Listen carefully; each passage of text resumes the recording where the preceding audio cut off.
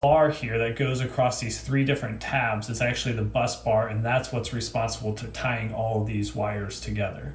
So that's the internals of the push-in ideal connector. And since I know there will be comments coming in terms of why I wouldn't like push-ins on a receptacle, but I'm saying that the ideal push-in connectors are a better option than wire nuts, is because on a receptacle you have the screw terminals that I would prefer a clockwise J-hook connection opposed to using the push-in connectors. And even better, I prefer a commercial grade or spec grade receptacle with the plates here where you can do a back wire. So a straight end strand of copper and then tighten that plate down and use the back wire feature. So that is a little more information on why I don't like push-ins on receptacles, but I'm saying that these are a better option and you're just going to get a more consistent and secure install with a push-in connector from Ideal.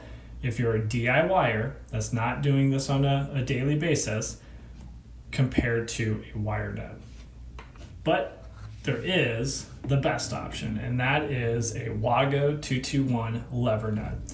Now you might know of Wago's lever nuts from the 222 model, which is right here. But let's dive deeper and take a look at these and why I'm saying this is the best option for DIYers doing electrical work. I'm going to focus on the 221, but the 222 is a little thicker.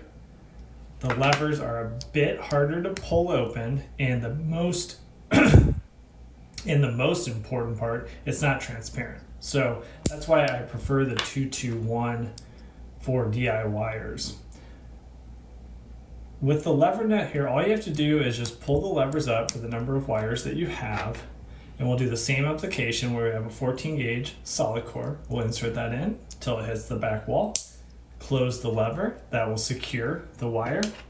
We'll do the same for the stranded 14 gauge. Close the lever, and then just like the Ideal, we can see that those wires are fully seated in here.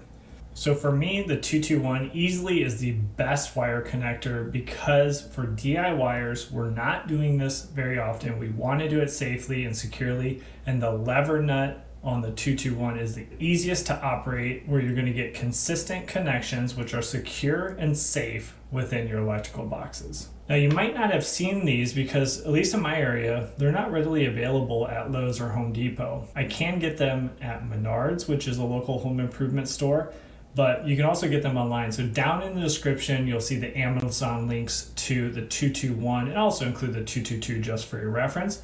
But be careful when buying off Amazon. There are a ton of knockoff brands that look like these, but they are not made by Wago, and I don't necessarily recommend any of those, even though I'm sure they are cheaper. So let's talk about price. So you'll see here